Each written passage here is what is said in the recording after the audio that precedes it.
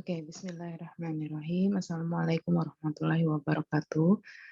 Sebelumnya saya minta maaf atas ketidaknyamanannya ya. Jadi ada 2 materi yang saya janji dari kemarin mau memberikan record Zoom-nya, tapi baru sekarang saya bisa penuhi ya. Yang pertama ini Family Center Care atau FFC, di mana kita akan membahas masalah, sebenarnya baiknya eee, perawatan pasien paliatif itu berpusat pada keluarga. Karena, keluarga sebagai lini terendah bagi pasien dalam membantu mereka memutuskan segala sesuatu terkait dengan penyakit mereka, ya.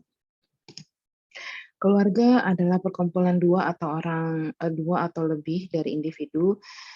Dia diikat dalam hubungan darah, bisa diikat dalam hubungan darah, misalnya anak gitu ya, ibu kandung, perkawinan seperti suami istri, adopsi seperti saudara adopsi gitu ya, dan tiap-tiap keluarga selalu berinteraksi satu dengan yang lain, dalam kehidupan sehari-hari.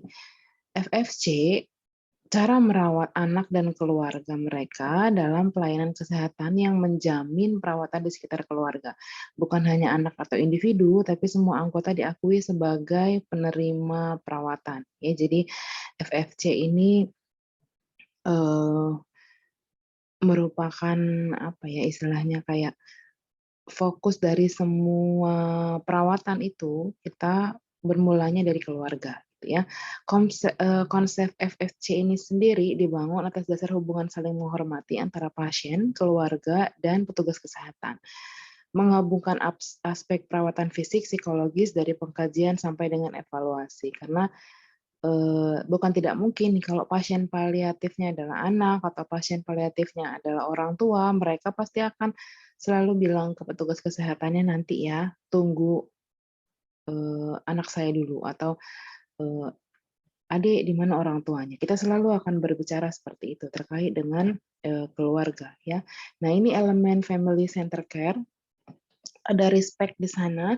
Respect diartikan sebagai kondisi yang menempatkan keluarga sebagai orang tua, bukan pengunjung dan menganggap rumah sakit sebagai rumah kedua gitu ya. Jadi si keluarga itu bukan hanya sekedar penunggu orang sakit, tapi mereka harus dilibatkan dalam nanti kaitannya dengan elemen berikutnya ya, keluarga harus dilibatkan dalam perawatan si pasien. Elemen selanjutnya kolaborasi, ini baru saja saya singgung bahwa kolaborasi antara perawat dan keluarga tidak hanya terbatas pada pengambilan keputusan, tapi peran keluarga dalam perawatan pasien dinilai sangat lebih luas. Kenapa? Kalau perawat yang namanya perawat itu 24 jam di rumah sakit, tapi pasiennya perawat banyak. Nah, sedangkan pasiennya keluarga hanya satu. Mereka bisa bekerja lebih dari 24 jam kalau misalnya kita perkirakan gitu ya. Kenapa? Semua keluhan pasien yang mereka sampaikan ke keluarga. Makanya, keluarga perannya itu sangat besar dalam perawatan pasien. Dukungan keluarga ini elemen yang terakhir, dianggap sebagai, menjadi kebutuhan utama pasien. Karena, penelitian banyak membuktikan ya, kalau misalnya dukungan yang baik, pasti kualitas hidupnya baik. Tapi kalau dukungan yang buruk, kualitas hidupnya pasti juga buruk gitu ya. Jadi dukungan keluarga diperlukan untuk pasien, sehingga dengan adanya keterlibatan keluarga, mampu memberikan dampak positif bagi kesehatan si pasien paliatif itu sendiri. Nah, ketiga karakteristik tersebut tertuang dalam 9 elemen FFC. Nah, 9 elemen FFC ini antara lain mengenali keluarga sebagai bagian yang konstan dalam kehidupan anak, sementara sistem layanan kesehatan berfluktuasi, ya. Memfasilitasi kerjasama antara orang tua dan tenaga kesehatan profesional, terutama perawat di semua tingkat pelayanan kesehatan, menghormati keanekaragaman ras. Kita nggak bisa menyamaratakan pasien gitu ya, berdasarkan ras, etnik, dan budaya gitu. Karena ini harusnya perawat tidak menutup mata bahwa perbedaan budaya akan mempengaruhi perawatan mereka terhadap pasien gitu. Mengenali kekuatan keluarga dan individualis serta menghormati metode perbedaan mekanisme coping dalam keluarga. Pasti, setiap keluarga punya mekanisme coping-nya masing-masing gitu ya. Memberikan informasi yang lengkap dan jelas kepada keluarga secara berkelanjutan, baik itu yang buruk maupun yang baik gitu. tapi harus ini, kita nggak boleh bohong, tapi juga kita harus melihat kondisi dari si keluarga itu sendiri. Mendorong dan memfasilitasi dukungan keluarga. Memahami dan menggabungkan kebutuhan dalam setiap perkembangan anak dan keluarga sebagai bagian dari sistem perawatan kesehatan. Menerapkan kebijakan yang komprehensif dan program-program yang memberikan dukungan emosional, finansial untuk memenuhi kebutuhan keluarga. Serta yang terakhir itu merancang sistem perawatan kesehatan yang fleksibel, dapat dijangkau dan mudah dan responsif terhadap kebutuhan keluarga. Disesuaikan keluarganya berada di mana, tingkat ekonominya seperti apa, dan kemampuan mereka seperti apa. Jadi semua harus disesuaikan. Nah, persepsi keluarga tentang kebutuhan mereka, ya, pengalaman dan tantangan yang dihadapi itu seperti apa, kemudian adaptasi dan keterampilan mengatasi yang dibutuhkan untuk perawatan di rumah. Perawat perawat bukan hanya sekedar melihat ini keluarganya, oh iya udah cukup kayak gitu aja, tapi tidak, berdayakan mereka selagi di rumah sakit sehingga pada saat di rumah mereka mampu melaksanakannya sendiri gitu ya. Dukungan perilaku keperawatan dan perilaku dokter. Ini juga ini juga yang menjadi persepsi keluarga tentang kebutuhannya ya. Jadi perilaku kita sebagai perawat itu dinilai keluarga sebagai sesuatu yang buruk atau yang baik gitu ya. Dokter juga sama. Kepuasan dengan perawatan. Kalau mereka puas, biasanya mereka akan memberikan respon yang positif terhadap pelayanan kesehatan. Tapi bila tidak, mereka akan mencari gitu ya pelayanan kesehatan yang lain. Nah, fungsi keluarga ada berapa? Ada banyak ya. Kita bahas satu-satu. Yang pertama fungsi afektif, berguna untuk pemenuhan kebutuhan psikososial.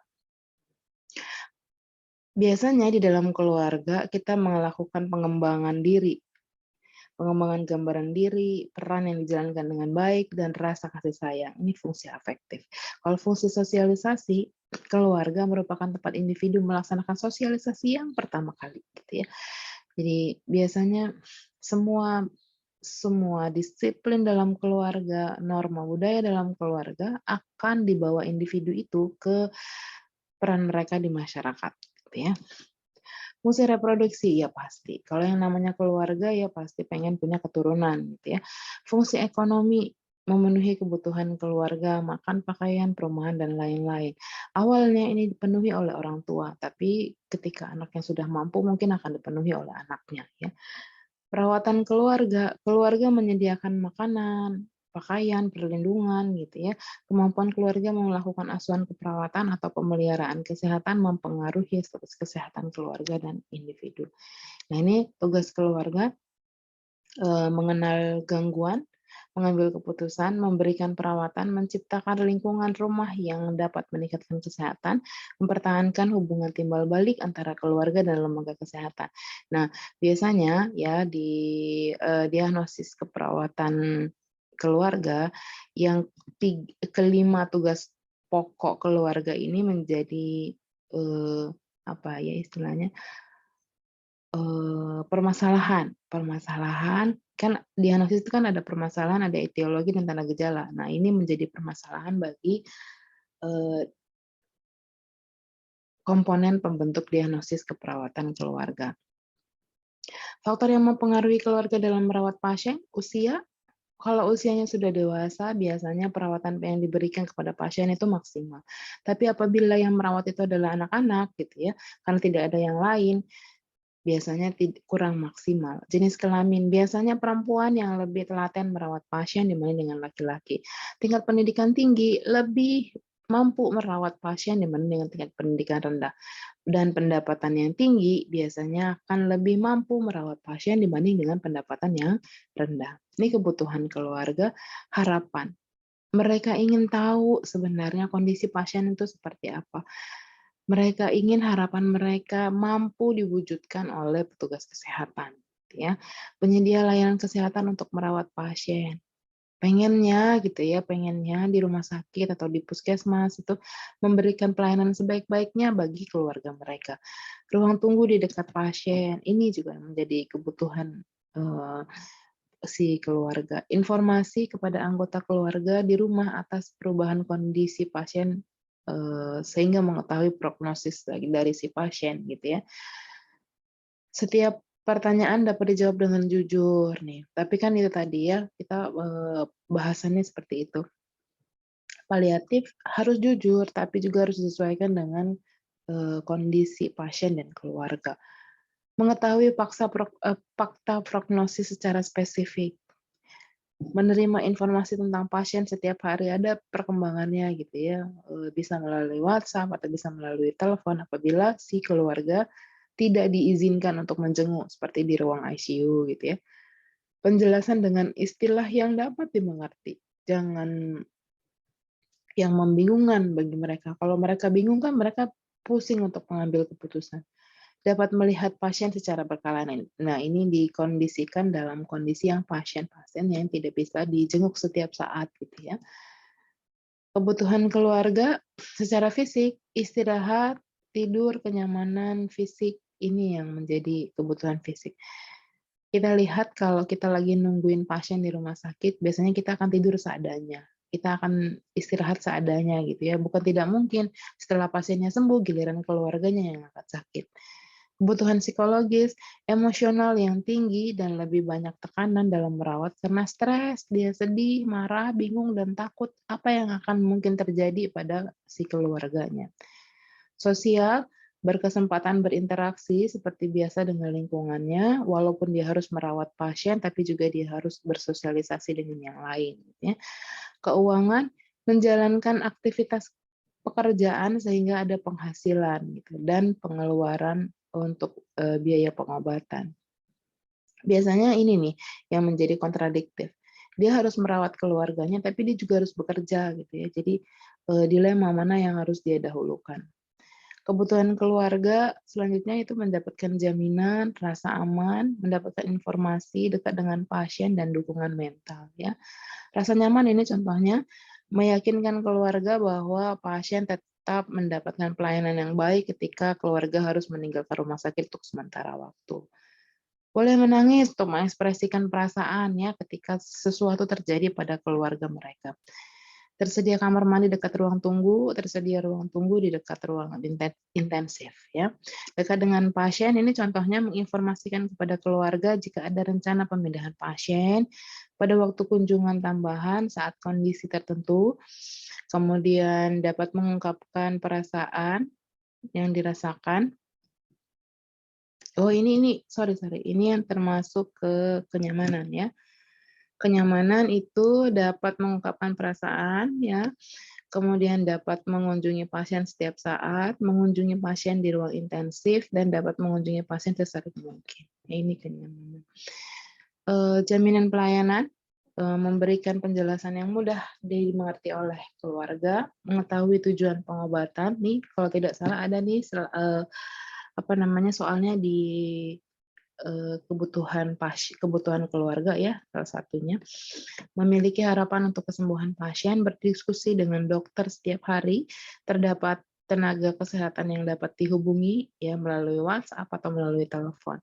Memperoleh jaminan bahwa pasien dapat mendapatkan perawatan yang baik, mendapatkan jaminan dari tenaga kesehatan bahwa semua akan baik-baik saja, dapat berdiskusi dengan perawat mengenai kondisi pasien, dan mendapatkan waktu kunjungan yang tepat, berdiskusi tentang rencana rujukan pasien. Ya.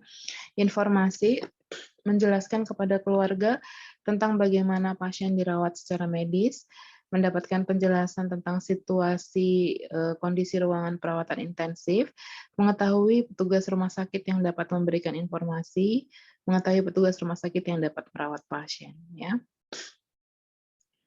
Tenaga kesehatan menginformasikan tentang kemungkinan kematian pasien. Ya, tapi kadang ini dilema juga ya. Ketika kita bilang Bapak sebulan lagi gitu atau beberapa bulan lagi, mereka akan menjawab, ah kalian bukan Tuhan gitu ya. Tapi ini juga ternyata menurut hasil penelitian ini juga termasuk informasi yang diinginkan oleh si keluarga.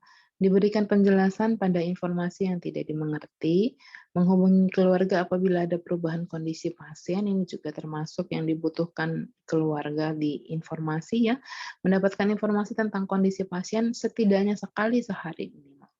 Ya, ini informasi, kemudian ini dukungan mental, Diskusikan dengan keluarga tentang kemungkinan terburuk yang dapat terjadi pada pasien dan menjelaskan kepada keluarga tentang lingkungan ICU. Mendapat dukungan antar keluarga, merasa kehadirannya diterima oleh petugas rumah sakit, memiliki kerabat yang dapat membantu terkait masalah keuangan ya. Ini banget nih, sering banget dialami oleh keluarga pasien yang sedang sakit gitu ya. Menyediakan tokoh agama, ada beberapa rumah sakit yang menyediakan layanan pendampingan atau keagamaan ya, apalagi kalau rumah sakitnya yang berbasis agama, biasanya mereka ada gitu ya. Mempunyai kerabat yang peduli dengan kesehatan si keluarga, mendiskusikan dengan orang lain mengenai masalah yang dihadapi, mempunyai kerabat yang dapat diajak bercerita, berdiskusi tentang kebutuhan rohani ya, dan merasakan bahwa staf rumah sakit peduli dengan pasien. Nah, ini sikap perawat dalam memenuhi kebutuhan keluarga, yaitu dengan komunikasi yang efisien antara petugas kesehatan dan keluarga, menyampaikan informasi secara jujur tentang kesehatan pasien dengan sedikit kalimat optimis yang dapat membangun kembali harapan keluarga, serta ini yang penting biasanya, komunikasi nonverbal ya. Kita itu sebagai petugas kesehatan selalu diperhatikan, mau komunikasi verbal maupun komunikasi non-verbal, ya. Faktor yang mempengaruhi kebutuhan keluarga, family gender, jadi anggota keluarga perempuan biasanya lebih membutuhkan kenyamanan saat merawat pasien di ICU gitu ya, berbeda dengan laki-laki. Dan kebutuhan dukungan, kedekatan informasi, serta jaminan dan kedekatan oleh anggota keluarga perempuan lebih kuat dibandingkan dengan si laki-laki. Secara psikologis, kecemasan mungkin timbul, depresi dan kegagalan coping juga mungkin akan dilaporkan oleh si keluarga. Budaya. Keluarga pasien terlibat langsung dalam pengambilan keputusan pasien dan juga pengambilan keputusan pasien ini biasanya berpengaruh besar terhadap budaya gitu ya. Agama dan kepercayaan nih kaitannya dengan keyakinan dan kebutuhan spiritual gitu ya. Keluarga merasa lebih nyaman dan tenang ketika kebutuhan ini terpenuhi. Nah, ini pengkajian keluarga, ada pengukuran kualitas hidup keluarga, fungsi APGAR, Hospital Anxiety dan Depresi Skills, Multidimensional Scale of Perceived Social Support, Critical Care Family Need Inventory, Kuesioner Kebutuhan Keluarga, Need Inventory, Critical Care Family Satisfaction Survey. Ini pengkajiannya dilakukan sesuai dengan kebutuhan. Kita maunya apa, gitu ya. Nah, nanti teman-teman mau skripsi kaitannya dengan keluarga boleh dipakai ini salah satunya. Pengkajian kebutuhan keluarga ya. Oke. Demikian kalau untuk materi yang fokus family ya. Jadi mohon maaf atas keterbatasannya. Jadi mudah-mudahan dengan penjelasan yang singkat ini teman-teman mampu mengambil sesuatu yang berharga terkait dengan fokus family. Oke. Kita lanjut ke materi yang selanjutnya ya. Sebentar.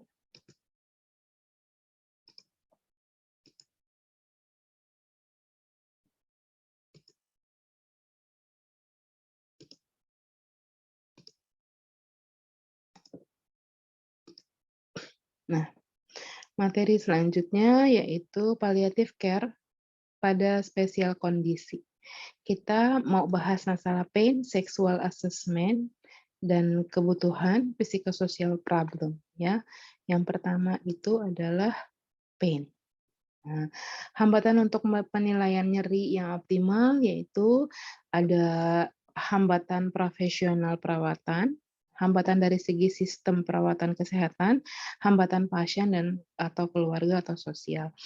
Yang pertama kita bahas hambatan profesional perawatan kesehatan, kurangnya identifikasi penilaian dan pengurangan nyeri sebagai prioritas dalam perawatan pasien, pengetahuan yang tidak memadai dari petugas untuk mengkaji nyeri ya, merasa kekurangan waktu untuk melakukan dan mendokumentasikan pengkajian nyeri nih, kegagalan menggunakan alat ukur, ketidakmampuan berempati ketika pasien mengeluh nyeri, kita bilang aja, "Ih, udahlah Bu, itu memang biasa," kalau kalau dia merasakan nyeri di situ gitu.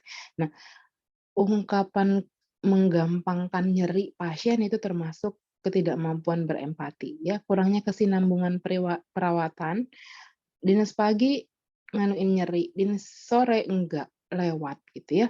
Kurangnya komunikasi antar tim profesional perawatan kesehatan dan prasangka dan bias dalam menghadapi si pasien. Nah, ini hambatan selanjutnya, hambatan pada sistem perawatan kesehatan. Jadi sebuah sistemnya gagal meminta pertanggungjawaban profesional perawatan untuk menilai nyeri, gitu ya. Kurangnya kriteria atau ketersediaan instrumen yang sensitif terhadap budaya. Nah, ada coba teman-teman kaji ada beberapa pengkajian nyeri, jarang sekali yang mengkajinya secara budaya, gitu ya. Kurangnya kebijakan kelembagaan untuk kinerja dan dokumentasi asesmen nyeri, kemudian hambatan pasien dan keluarga, ini termasuk di dalamnya sifat yang sangat subjektif dan personal dari pengalaman nyeri itu sendiri, dari keluarga ya, kurangnya kesadaran pasien dan keluarga tentang pentingnya berbicara tentang nyeri. Karena dia merasa, ya udahlah perawat atau dokter banyak pekerjaan, jadi enggak usah aja mengeluh gitu ya. Kurangnya komunikasi pasien dengan profesional perawatan kesehatan tentang nyeri. Ini merupakan hambatan-hambatannya. Nah, tadi di hambatan keluarga dan pasien itu ada kurangnya komunikasi antara pasien dengan profesional. Nah, salah satu di antaranya itu keengganan pasien untuk melaporkan nyeri. Nggak ingin mengganggu staf katanya, stafnya udah banyak pekerjaan jadi udahlah kita diemin aja gitu ya. Ketakutan pasien karena tidak dipercaya, karena mungkin dia sudah mendapatkan satu, rejection dari petugas kesehatan bahwa, "Ya udahlah Bu, itu emang biasa, nanti dikasih obat juga bakal sembuh." Nah, ini yang menyebabkan, pasien menjadi reject ya. Kemudian, ketabahan terkait dengan usia, "Ya udahlah, aku memang udah tua nih, udahlah nggak usah bilang," gitu ya. Pasien tidak melaporkan rasa sakit karena tidak ada yang membantu menurut mereka. Kekhawatiran pasien bahwa terapi kuratif dapat dikurangi dengan nyeri dan perawatan paliatif. Kurangnya bahasa yang umum untuk menggambarkan nyeri. Nah, ini si pasiennya nggak ngerti bagaimana cara mengungkapkan nyeri mereka. Adanya kepercayaan dan mitos yang tidak berdasar tentang nyeri dan pengobatannya. Nah, ini dia. Pengkajian nyeri itu harus multidimensi sebenarnya. Secara fisiologis atau sensori, apa yang menyebabkan nyeri pasien? Bagaimana pasien dapat menggambarkan rasa sakitnya? Nih, afektif, emosi ketika merasakan nyeri itu seperti apa? Rasa sakit, apakah rasa sakit itu mempengaruhi suasana hati si pasien? Ini secara afektif. Kalau kognitifnya, bagaimana pengetahuan dan sikap serta keyakinan pasien mempengaruhi pengalaman nyeri si mereka, gitu ya. Dan apa arti nyeri bagi pasien? Bagaimana pengalaman masa lalu terkait dengan rasa sakit yang mempengaruhi rasa sakit mereka, gitu ya. Perilaku, kalau kita kesakitan tuh bagaimana? Perilaku nyeri pasien atau isyarat nonverbal apa yang memberitahu bahwa Anda sekarang sedang nyeri? Apa yang dilakukan pasien untuk mengurangi rasa sakitnya? Ini perilaku ya. Kalau secara budayanya, latar belakang sosial budaya itu mempengaruhi pengalaman nyerinya nggak? Biasanya sosial budaya ini juga akan dipengaruhi oleh usia, jenis kelamin, etnis, spiritual, status pernikahan, dan dukungan sosial. Ya. Lingkungan, bagaimana kita si lingkungan itu mempengaruhi pengalaman atau ekspresi nyeri. Serta dari lingkungan juga bagaimana kita menciptakan lingkungan yang bebas dari rangsang nyeri, sehingga nyerinya mampu kita minimal dengan memodifikasi lingkungan, ya. Nah, ini ada Pain Assessment Guide menurut hasil penelitian, dia pakai singkatan WILDA, di situ ada word to describe pain, jadi ini ada beberapa kata-kata yang mendeskripsikan nyeri itu seperti apa, intensitas, ini kalau ini dia dipakai 0 sampai dengan 10, lokasinya di mana, durasinya berapa lama, aggraving atau elevating faktornya, faktor yang mempengaruhinya, bagaimana nyeri itu mampu meningkat dan bagaimana nyeri itu mampu, diperbaiki gitu ya. Nah, kekhawatiran dan kesalahpahaman umum pasien tentang nyeri dan analgesik biasanya, ada rasa sakit yang tidak bisa dihindari, aku hanya perlu nanggungnya. Nah, ini dia ya. Kemudian jika sakitnya lebih parah itu berarti penyakit saya sedang menyebar. Lebih baik saya nunggu aja nih untuk minum obat nyeri sampai saya benar-benar membutuhkannya. Jadi jangan terbiasa minum-minum sedikit-sedikit minum obat, sedikit-sedikit minum obat gitu ya. Keluarga saya mengira saya terlalu lalai dalam pengobatan nyeri.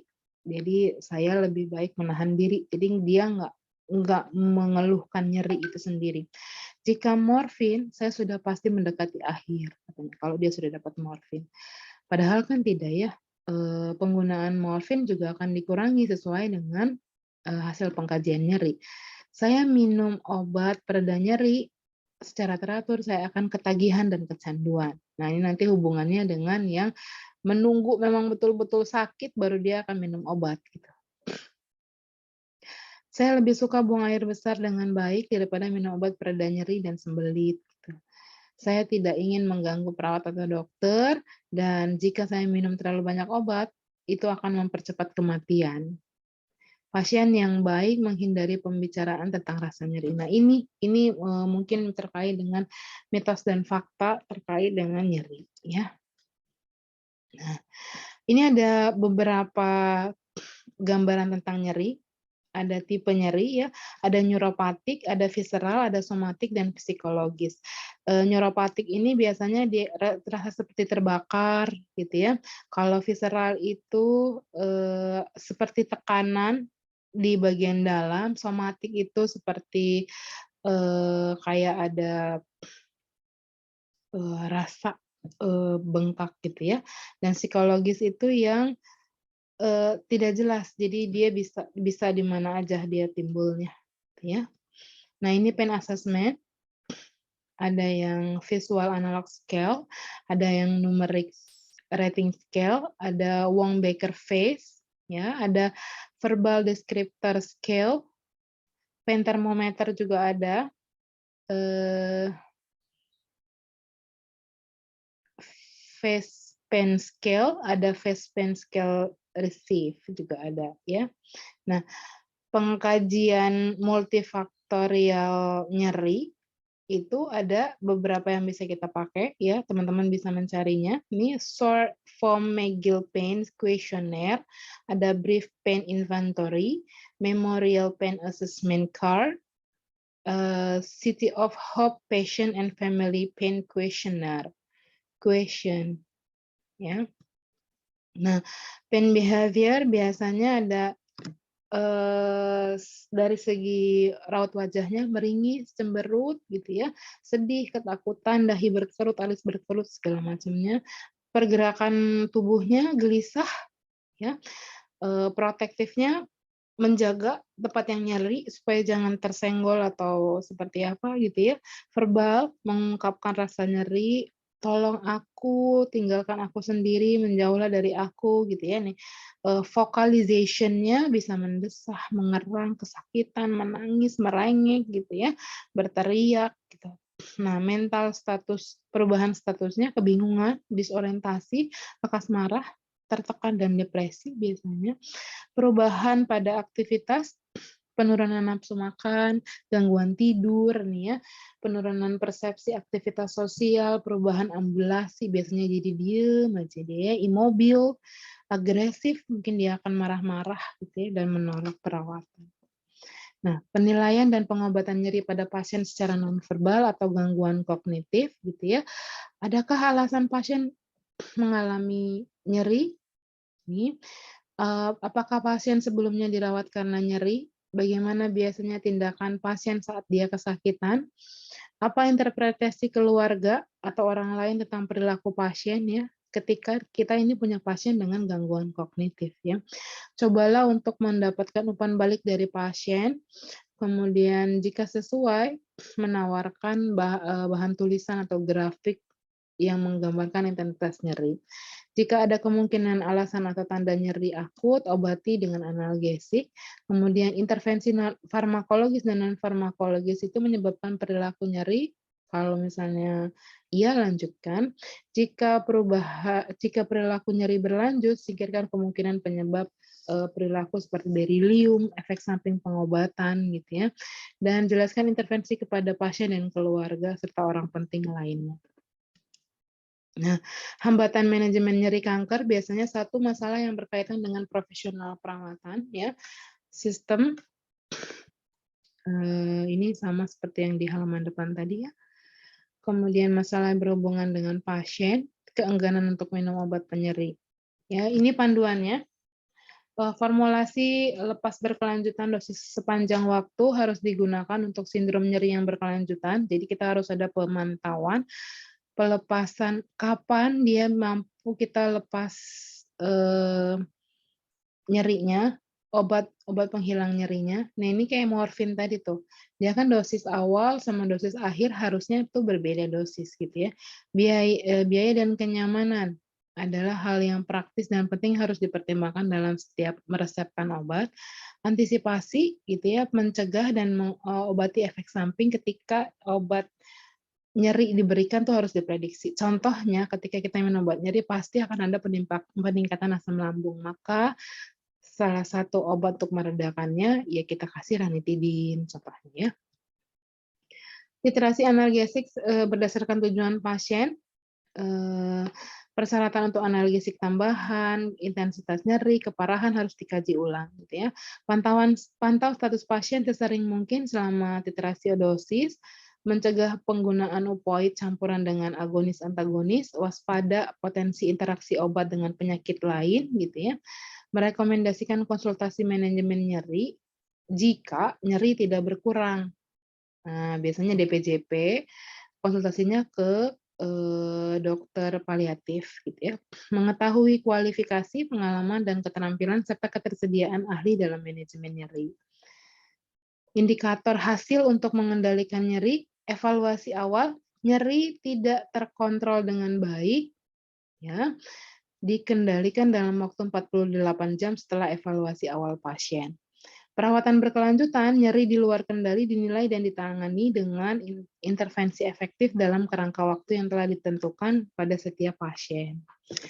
Perawatan terminal, tidak ada pasien yang meninggal karena rasa sakit di luar kendali, jadi tetap pertahankan pasien dengan tidak merasakan nyeri. Gitu ya. Efek merugikan, efek samping analgesik yang dicegah atau ditangani secara efektif dan cepat pada semua pasien. Nah, ini keadaan yang kedua, kebutuhan seksual dan pengkajian seksual. Ini yang paling jarang sebenarnya dikaji gitu ya kalau pasiennya berada di rumah sakit karena apalagi di Indonesia ini kita bahasnya masalah-masalah tabu gitu ya. Penyakit terminal dalam perawatan akhir hidup dapat mengganggu kesehatan seksual dan fungsi fisik seksual dalam banyak hal, termasuk perubahan fisiologis, kerusakan jaringan, manifestasi organ lain dari penyakit, upaya meringankan gejala penyakit lanjut, dan gejala psikologikal seperti kecemasan, depresi, dan perubahan citra tubuh. Kenapa ada statement seperti ini? Ketika kita sakit kanker serviks, secara fisik ada kankernya di serviknya, sehingga pasti kebutuhan seksualnya menjadi berkurang karena ya mau kayak mana dipakai orang di sana lagi sakit gitu ya. Ini contohnya. Nah, model kesehatan seksual seperti contoh yang di samping ini. Nah, di gambar mencerminkan kerumitan ini dengan mengidentifikasikan 10 komponen yang luas yang dianggap sebagai domain esensial dari seksualitas manusia yang sehat. Berbicara tentang seks ya, komponennya budaya dan identitas seksual, anatomi dan fungsi seksual, perawatan kesehatan seksual, seks yang lebih aman, mengatasi tantangan kesehatan seksual, citra tubuh, masturbasi, seksualitas positif, keintiman, dan spirituality dan nilai. Pengalaman pengalaman dan gejala dan kekhawatiran pasien selama perjalanan penyakitnya bersifat dinamis dan kompleks dan dapat ditampilkan dalam suatu model yang mempengaruhi kesehatan seksual. Pada akhirnya kualitas hidupnya juga akan menjadi lebih baik ya. Nah, yang pertama kita bahas berbicara tentang seks. Landasan model kesehatan seksual adalah kemampuan untuk berbicara dengan nyaman terkait dengan kebutuhan seksual mereka. Ini diperlukan agar seseorang dapat secara efektif mengungkapkan kebutuhannya kepada pasien atau memberikan alternatif. Waktu saya penelitian, jadi istri-istrinya menawarkan kepada suaminya untuk jajan di sekitar rumah sakit, gitu ya. Makna budaya dari perilaku seksual perlu diperhitungkan karena dapat berdampak pada kemauan dan ketertarikan seseorang untuk mempertahankan keintiman seksual saat menerima dan perawatan paliatif. Gitu ya. Anatomi dan fungsi seksual, kesehatan seksual mengasumsikan pengetahuan dasar pemahaman terkait dengan anatomi seksual seseorang. Ekspresi seksual fisik adalah aspek dasar kehidupan manusia yang dipandang oleh banyak orang sebagai fundamental untuk menjadi manusia. Ya. Ini perawatan kesehatan seksual dan seks yang lebih aman, itu melalui promosi atau pemulihan kesehatan seksual dimulai dengan penilaian seksual itu sendiri. Jadi si petugas kesehatan harus open dulu untuk membicarakan mengenai seksual. Mengatasi tantangan kesehatan seksual, ya, pasien di bawah umur, pengaruh orang tua dapat mengganggu kemampuan untuk mengekspresikan cinta fisik. Orang dewasa dan lebih tua mungkin dihambat oleh nilai-nilai sosial yang dirasakan dan penilaian tentang seksualitas mereka. Ya. Seksualitas positif, keintiman dan hubungan seksual ini, keintiman adalah kebutuhan universal yang berusaha dipengaruhi oleh orang, hubungan mereka gitu ya, ketertarikan dan kemampuan pasangan seksual untuk mempertahankan hubungan seksual dipengaruhi oleh keadaan suasana hati dan pasangan.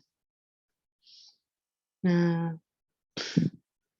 seseorang pasangan mungkin merasa bahwa pasiennya terlalu sakit untuk melakukan aktivitas seksual, ya.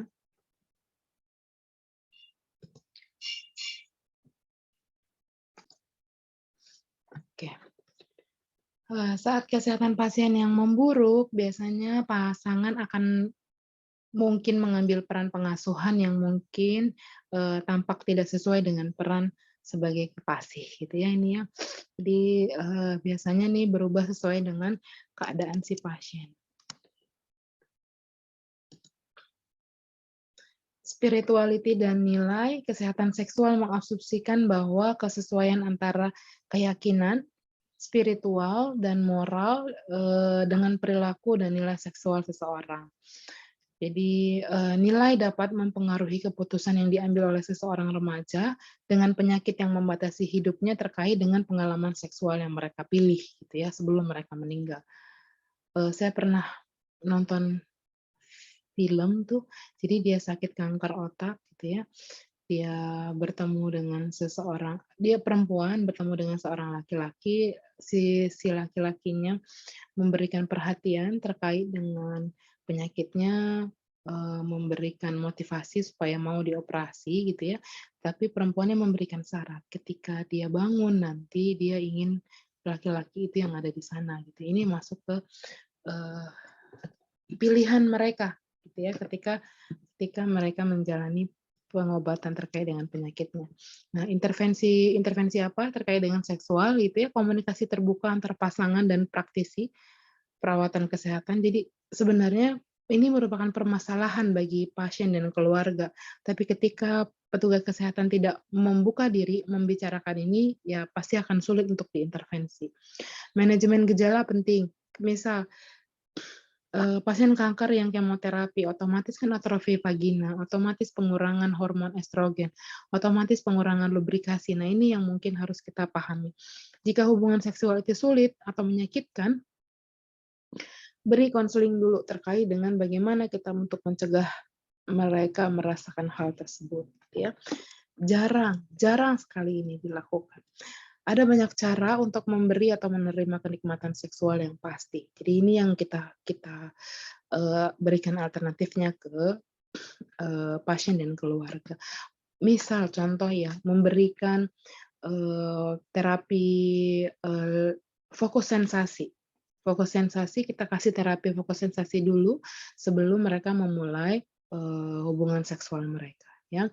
Perawat dapat mendorong pasangan untuk memperluas ekspresi seksual mereka, tidak hanya sekedar melakukan hubungan seksual, tapi dengan berpegangan tangan, membantu masturbasi gitu ya, memijat, membelai, berpelukan. Nah, ini juga menjadi hal yang jarang untuk diungkapkan gitu ya. Kepuasan seksual dapat dipengaruhi oleh waktu manual, lisan, dan digital. Jadi bisa melalui handphone ya, zaman sekarang ya. Hubungan anal, eee, juga merupakan pilihan jika pasangan wanita tidak dapat melanjutkan penetrasi vagina. Tapi ada beberapa agama yang melarang ya, karena lebih banyak mudaratnya dibanding dengan, bagusnya. Oke, terima kasih atas, perhatiannya ya. Jadi ini yang dapat saya share terkait dengan, 2 materi ini, semoga bermanfaat. Jadi teman-teman bisa, mengambil ada